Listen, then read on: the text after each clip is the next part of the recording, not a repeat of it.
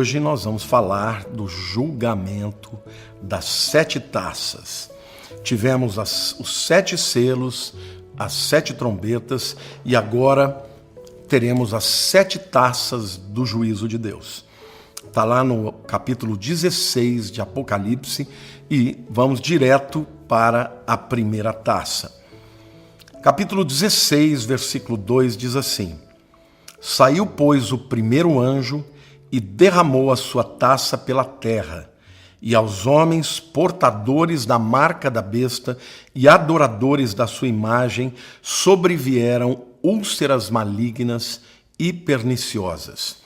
Gente, Deus está decidido a fazer guerra contra os adoradores da besta, contra os seguidores do anticristo. Estas úlceras malignas são piores do que a lepra e piores do que o câncer. E elas são comparáveis à 6ª praga do Egito, né, que está lá em Êxodo, capítulo 9, versículos 8 a 12, depois você pode conferir. A segunda taça, meus queridos, está lá em Apocalipse 16, versículo 3. Derramou o segundo a sua taça no mar, e este se tornou em sangue como de morto, e morreu todo ser vivente que havia no mar. Uau! Eu queria citar aqui um texto, um comentário, né, do Dr. Charles Ryrie. Charles Ryrie é um dos grandes escritores na área de escatologia nos Estados Unidos, e eu tive a oportunidade de ter uma aula com ele, além de ler muitos dos seus livros, né? Ele diz o seguinte a respeito da segunda praga: a segunda taça é derramada sobre o mar, e o resultado é que as águas se transformam em sangue, e todos os seres viventes do mar morrem. Aqui a imagem, gente, é vívida. É como se os peixes estivessem, na verdade, morrendo, engasgados, né, com seu próprio sangue, ou com sangue de mortos, né, que ao invés deles estarem ali respirando através das guelras numa água limpa, eles vão respirar sangue morto, gente. Então, literalmente, vai morrer todo ser do mar, né? E aqui talvez seja uma das explicações do porquê que nos novos céus e nova terra não existe a presença do mar. Porque é interessante, gente, no novo céu e na nova terra não terá novas criaturas, vamos dizer assim, criaturas criadas de novo, né? Não terá uma nova criação. Todos os seres que habitarão, né, a nova terra e os novos céus são seres que já existiam. E aqui a gente vê claramente que morrem todos os seres. Na segunda trombeta, gente, a consequência para o mar é que 1/3 das criaturas morrem, né? Apocalipse 8, 9. Mas agora a destruição é completa, tá? Eu acredito, gente, que essa calamidade, esse caos, acabará trazendo também muitas doenças e enfermidades que atingirão também a terra, né? As praias e daí por diante. Gente, é algo extraordinário. Pensa o seguinte: o mar é o lugar onde tem o maior número de espécies, de seres vivos. Nós temos 3/4 de água nesse planeta. Então, a verdade é que vai ser uma matança. Vocês já imaginaram quantos seres mortos boiando, apodrecendo, com cheiros e tudo mais? Vai ser realmente terrível. Por isso que essas 7 taças, elas são muito piores do que os outros 7 de juízos, como dos selos e também das trombetas, né? A destruição será completa. Não vai mais sobrar nenhum ser vivo nos mares, entendeu? E já a terceira taça, está lá em Apocalipse 16, versículos 4 a 7, a Bíblia diz assim: derramou o terceiro a sua taça nos rios e nas fontes das águas, e se tornaram em sangue. Então, a segunda taça diz respeito aos mares. A terceira taça diz respeito a quê? aos rios e às fontes de águas, e se tornaram em sangue. Então ouvi o anjo das águas dizendo: Tu és justo, tu que és e que eras o santo, pois julgaste estas coisas, porquanto derramaram sangue dos santos e de profetas, também sangue lhes tem dado a beber, são dignos disso. Ouvi do altar que se dizia: Certamente, ó Senhor Deus Todo-Poderoso, verdadeiros e justos são os teus juízos. Antes que alguém queira aqui fazer uma observação, uma pergunta: meu Deus, mas será que Deus não passou dos limites? Não foi duro demais? Gente, aqui fica muito clara a intenção de Deus. Assim como o governo do anticristo e os seus adoradores perseguirão e matarão aqueles que se recusarem a aceitar a marca da besta e o seu número, assim como os crentes que se converterem na tribulação serão mortos, não só pelo anticristo, né, mas por toda a humanidade. Eu creio que nessa época filhos acusarão pais e denunciarão pais, pais a filhos, marido e mulher, tudo por conta da marca da besta, né, que vai mudar, vai fazer uma lavagem cerebral na cabeça das pessoas.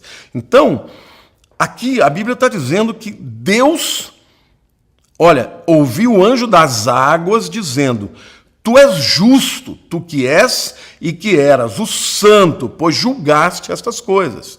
Ele vai dizer: olha, o Senhor está julgando e o Senhor está fazendo exatamente o que era necessário, estabelecer juízo. Aí ele diz: porquanto derramaram sangue de santos e de profetas, também sangue lhes tem dado a beber, são dignos disso. Ou seja, vocês derramaram o sangue dos justos, dos que não aceitaram a marca, dos que se converteram ao Cristo verdadeiro, vocês mataram os servos de Deus, então vocês não bebem mais água, vocês vão beber sangue. Entendeu? E aí ele volta a dizer: também sangue lhes tens dado a beber, são dignos disso. Ouvi do altar que se dizia: certamente, ó Senhor Deus Todo-Poderoso, verdadeiros e justos são os teus juízos. Então aqui fica claro e evidente, meus queridos, que Deus não vai além. Deus conhece o coração, as atitudes, as intenções, e aquilo que a humanidade receberá será a justiça digna, reta, nem 1 milímetro a mais e nem 1 milímetro a menos. Mas então eu quero fazer aqui uma observação. Querido, você não vai querer passar por isso. E você que acha que um Deus todo-poderoso, amoroso, faria os seus filhos que creem nele, que se entregaram a ele, passar por isso? Não, ele não fará. Aqueles que passarão por isso são aqueles que não creram no Messias. Neste tempo em que vivemos, está chegando aos últimos minutos, talvez os últimos segundos, né, do relógio de Deus para o tempo da igreja aqui na terra. Quando chegar a hora, Deus vai levar a sua igreja e todos que creem de fato em Cristo serão levados e guardados da hora da grande tribulação que há de vir sobre todo mundo. Amém? Agora, tem duas coisas muito significativas nesse versículo aqui. Em primeiro lugar, é que o julgamento da terceira taça é, entre outras coisas, uma resposta ao clamor dos mártires debaixo do altar no início da tribulação. Quer dizer, por um lado é Deus estabelecendo o juízo justo, mas por outro lado é uma resposta à oração dos mártires. Lá no capítulo 6, versículo 10, diz assim: clamaram em grande voz, dizendo: até quando, ó soberano Senhor, santo e verdadeiro, até quando não julgas e nem vingas o nosso sangue dos que habitam sobre a terra? Então ali os primeiros mártires da grande tribulação, estão clamando a Deus e dizendo: até quando, Senhor, você não vai julgar, né? E não vai vingar o nosso sangue que foi derramado? Aqui o sangue dos mártires será vingado. E agora eles que derramaram sangue vão ter que beber sangue. O segundo aspecto digno de nota e de ser mencionado aqui é esses versos aqui, queridos, eles indicam que Deus separou um anjo especial, né, como superintendente do juízo sobre as águas. A gente pode até chamá-lo de o anjo das águas, né? O texto fala do anjo que está sobre as águas. Então, em Apocalipse 7, versículo 1, nós aprendemos que 4 anjos controlam os ventos do mundo. Tá? Isso nos mostra que, embora Satanás esteja no auge da sua força, quem manda de fato no mundo é Deus. Porque ele controla todas as coisas, ele controla os ventos, ele controla os elementos naturais, ele controla os juízos. Satanás, ele tem o seu poder de engano sobre os seus adoradores, mas Deus está no controle dessa agenda e desse mundo. Satanás nunca foi de fato aquele que detinha o poder. Ele tem um poder permitido por Deus, mas o Senhor dos Senhores é o nosso Senhor. Então, lembre-se disso quando você estiver passando por grandes lutas e por grandes tribulações. O nosso Deus é todo-poderoso e justos e verdadeiros são os seus juízos. Ó Rei das nações, quem não temerá, quem não glorificará o teu santo nome? Amém? Então, é hora, meu querido, de você que serve a este Deus, o Senhor da história, o Senhor que te amou a ponto de enviar o seu Filho Jesus para morrer por nós, nos resgatar, que enviou o Espírito Santo para nos selar, para habitar em nós, para nos guardar e para no dia da redenção nos arrebatar e nos livrar dessa grande tribulação. Gente, é algo que nunca houve e jamais haverá. Este Deus Todo-Poderoso, Ele é santo, Ele é amoroso, Ele é misericordioso, ainda diante de tamanha impiedade, de tamanha rebelião, na grande tribulação, Deus dá à humanidade muitas oportunidades para que se convertam. E muitos se converterão, mas muitos rejeitarão a mensagem e se manterão na sua rebelião, mesmo com todas as consequências. A 4ª taça, meus queridos, está lá em Apocalipse 16, versos 8 e 9. Aqui, talvez, no livro de Apocalipse, é que nós tenhamos as 2 passagens mais claras em todas as Escrituras sobre a total depravação da humanidade. Tá? Tanto lá em Apocalipse 9, 20 a 21, quanto Apocalipse 16, 9. Os 2 textos falam da recusa dos ímpios de se arrependerem dos seus pecados e afrontas contra Deus, mesmo diante de todas as evidências.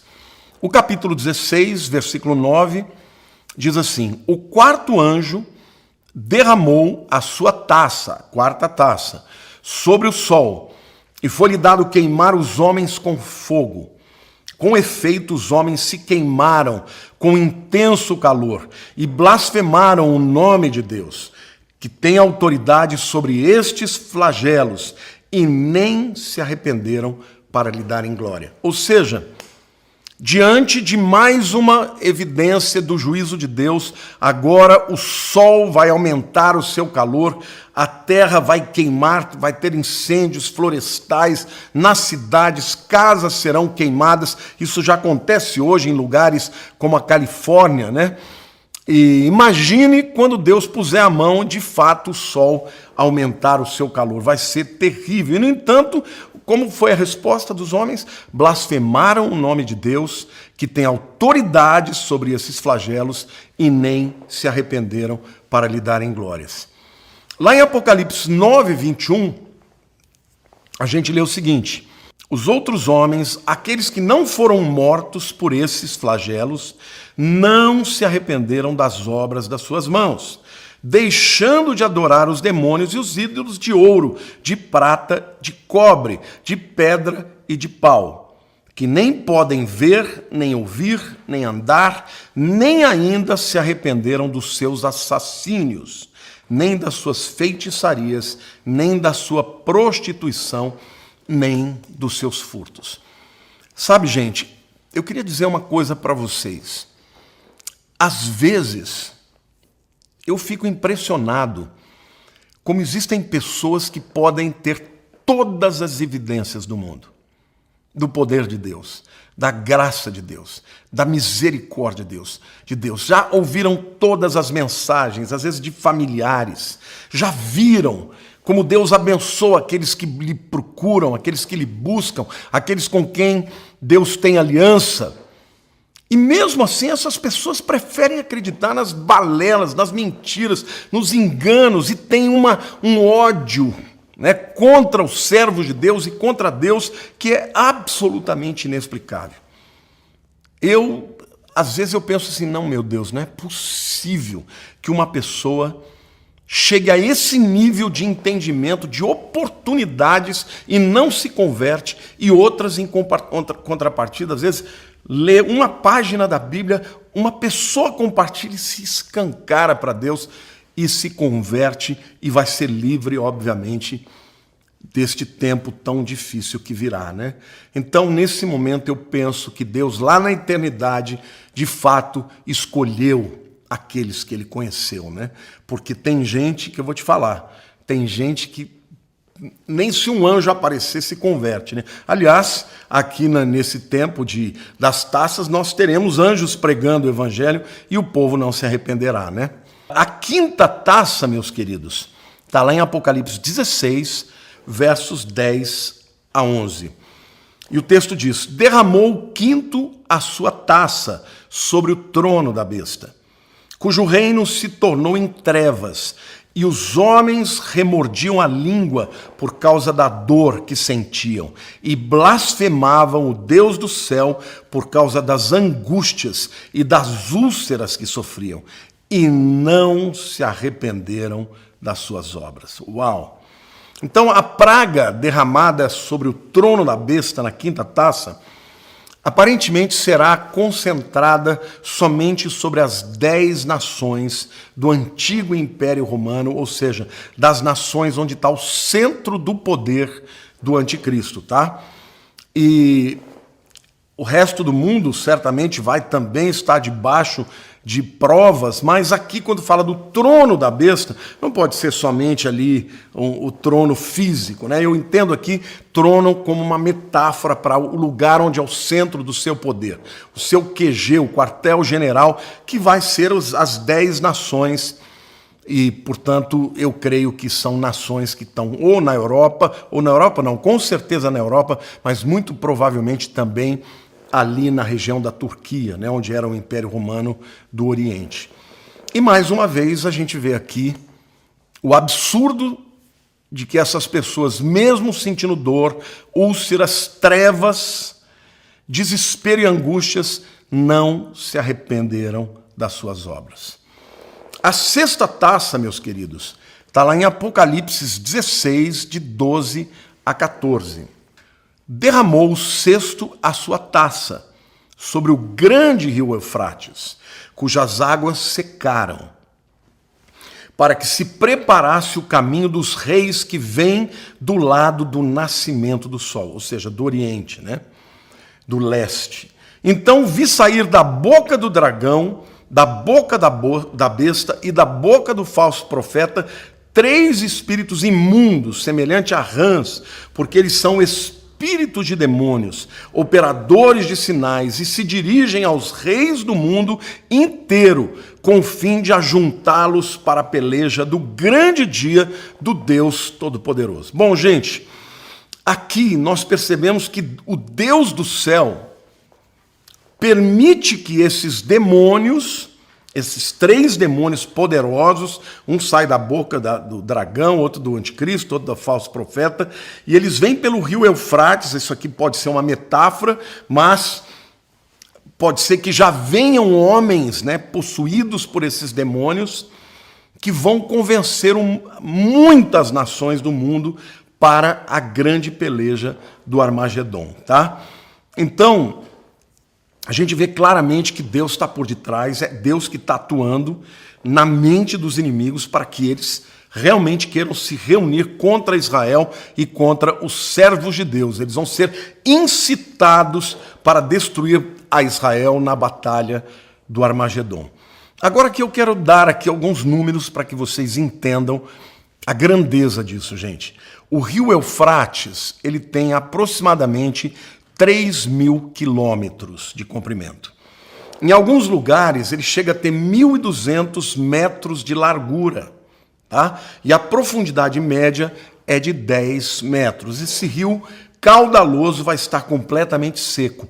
E por ele marcharão este exército enorme de 200 milhões de soldados. Eu acredito que será uma mescla dos muçulmanos com os chineses e com os exércitos inimigos de Israel, que se juntarão, né, com toda a humanidade para destruir a Israel. Isto também tem um significado, irmãos, espiritual muito forte, porque o rio Eufrates, gente, ele é a fronteira da civilização ocidental e oriental. Desde o início da humanidade. A humanidade começou ali, na Mesopotâmia. A Mesopotâmia significa entre rios, e são dois rios, o Tigres e o Eufrates. Então ele serviu de fronteira entre o Ocidente e o Oriente desde o início da humanidade, mas também no Império Romano. Não se esqueçam, o Império Romano ele tinha a sede em Roma, o Império Romano Ocidental, e também dividindo para o Império Romano Oriental, tinha o rio Eufrates. Ali começava o Império Romano Oriental, cuja capital era Constantinopla, né? Na atual Istambul, na Turquia, capital da Turquia, tá? Então, outra coisa também interessante, o rio Eufrates ele se torna o lugar, o berço, tá, da civilização humana. Nasceu ali. O Jardim do Éden era por ali. Então, a civilização nasceu naquela região entre o Tigre e o Eufrates. Né? No livro de Gênesis, fala de 4 rios, né? O Tigres, o Eufrates, o Pijon e o Gihon, no hebraico, né? Esses dois, ninguém sabe quais rios são, mas o Tigre e o Eufrates existem até hoje. Então, eles serviram, né, de fronteira, né, de berço da civilização humana.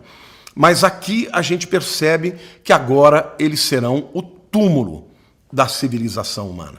Né? Primeiro eles se tornam o berço, agora ele se torna o caminho para o túmulo, né, da civilização humana. Aqui no rio Eufrates, na região do rio Eufrates, também foi fundada a primeira cidade na história dos homens, a cidade pagã fundada por Caim, chamada de Enoque, em homenagem ao seu filho Enoque, que não tem nada a ver com Enoque que foi arrebatado. Isso está lá em Gênesis 4, 16 e 17. Então, nessa região, a primeira cidade humana foi criada por Caim, cidade de Enoque. E aqui provavelmente será construída a última grande cidade rebelde, né, contra Deus, a chamada Babilônia do Anticristo, aquela Babilônia de Apocalipse 18. E aqui eu preciso dizer que muitos teólogos afirmam que esta cidade da Babilônia seria Roma, por conta das 7 colinas. Outros afirmam que seria Constantinopla, porque também tem 7 colinas. Mas há, dentre os teólogos, aqueles que acreditam que será construída uma nova cidade, que será o centro do governo do Anticristo, que será a Babilônia, esta nova Babilônia que vai cair em Apocalipse 18. E é interessante que a novela Apocalipse, que passou na Rede Record, ela seguiu esta linha, né? Esta narrativa de uma nova cidade, que seria a nova Babilônia, que vai ser destruída, a capital aí do governo do Anticristo. Eu realmente não posso afirmar com certeza qual das 3 opções. Tá? Eu até acredito que esta opção terceira, de ser uma nova cidade com uma tecnologia alta, né, planejada, seja muito provável, tá? Mas não dá para afirmar com categoria. Finalmente, nós vamos agora falar sobre a 7ª taça, que está lá em Apocalipse 16, versos 17 a 21. Então derramou o 7º anjo a sua taça pelo ar, e saiu grande voz do santuário do lado do trono, dizendo: feito está. E sobrevieram relâmpagos, vozes e trovões, e ocorreu grande terremoto, como nunca houve igual desde que há gente sobre a terra. Tal foi o terremoto forte e grande, e a grande cidade se dividiu em 3 partes, e caíram as cidades das nações, e lembrou-se Deus da grande Babilônia, para dar-lhe o cálice do vinho do furor da sua ira. Todas as ilhas fugiram, e os montes não foram achados. Também desabou do céu sobre os homens grande saraivada com pedras, que pesavam cerca de 1 talento, gente, aproximadamente 50 a 55 quilos. E por causa do flagelo da chuva de pedras, os homens blasfemaram de Deus, porquanto o seu flagelo era sobremodo grande. Uau, gente! Embora tenham terminados os julgamentos dos 7 selos, as 7 trombetas, e eu queria dizer que as 7 taças, e esta última taça, então, será o pior de todos os juízos. E eu quero aqui fazer 3 observações importantíssimas para você entender a gravidade desta última taça. Primeiro, a voz que sai do santuário ao lado do trono diz assim: feito está. Uau, está acabado, está acabado. Esta é a segunda das 3 vezes que esta frase, feito está consumado, acontece na Bíblia, tá? E ela geralmente antecipa algum grande evento. A primeira vez na Bíblia que esta frase foi usada foi lá no Calvário, na cruz, quando Jesus clamou: está consumado, lá em João capítulo 19, versículo 30. Né? Ele bradou, tetelestai. Né? A palavra não foi essa, foi em hebraico, mas a tradução para o grego é algo que traduz o que ele disse em hebraico. Está consumado significa está pago, tetelestai. A segunda vez é esta aqui, e a terceira vez acontecerá no fim da era da humanidade, tá? No limite, né, da existência da Terra nestes tempos que nós vivemos e o início dos tempos eternos. Acontecerá lá em Apocalipse 21, versículo 6. E o texto diz assim: disse-me ainda, tudo está feito. Eu sou o Alfa e o Ômega, o princípio e o fim. Eu, a quem tem sede, darei de graça da fonte da água da vida. Querido, aqui é o Senhor dizendo, é Jesus, o nosso Salvador, que morreu por mim e por você, pecadores, perdidos, indignos. Jamais nós seríamos dignos de sermos salvos e habitarmos na presença de Deus. Mas Ele veio à terra, e a primeira vez que Ele veio para ser como o Cordeiro Santo, que foi entregue pelos nossos pecados. Mas a segunda vez, Ele virá como leão da tribo de Judá, como o Rei dos reis, como juiz de toda a história da humanidade. E Ele dirá: feito está, eu, o Criador, eu sou o Alfa e o Ômega, o princípio e o fim. Aqueles que têm sede, a quem tem sede, eu darei de graça. Eu e você jamais teremos que pagar por isso, nós jamais teremos que merecer este dom. Eu darei de graça da fonte da água da vida. Aleluia! Ele, aquele que é o princípio de tudo, Ele é o fim de todas as coisas. Ele vai dar o fim. Queridos, Jesus é o início, é o fim, mas Ele é o meio também. Ele é o meio para Deus, Ele é o caminho para Deus. É Ele quem nos leva para Deus, é Ele quem preparou um futuro futuro de glória para todos aqueles que nele creem, de viverem para sempre ao seu lado. Por isso eu quero dizer para você, pregue a palavra, pregue o evangelho. Nós não podemos converter ninguém, mas o Espírito Santo usa da palavra para que ela leve a salvação e leve a conversão das pessoas. De graça, queridos, de graça, meus irmãos, pela graça sois salvos, mediante a fé, e isso não vem de vós, é dom de Deus, não de obras, para que ninguém se glorie. Aleluia, obrigado, Senhor, obrigado por esse privilégio. Eu creio, Senhor, eu creio que o Senhor está no controle, que o Senhor tem o cajado, tem a direção, de que nada acontecerá na história dos homens sem que o Senhor controle e dirija, porque o Senhor é Deus, o Senhor é Rei sobre as nossas vidas e até mesmo sobre os seus inimigos. Aleluia. A segunda coisa digna de nota aqui, gente, é que neste momento acontecerá o maior terremoto que já existiu. Eu acredito que ele não será somente um terremoto local. Eu acho que ele será um terremoto que destruirá muitas cidades e será no mundo inteiro. A verdade é que, até hoje, o maior terremoto de todos que aconteceram aconteceu lá na cidade de Valdívia, no Chile, no ano de 1960. Ele foi um terremoto de 9,5 na escala Richter. A escala Richter é uma escala que mede a intensidade dos terremotos e dos tremores.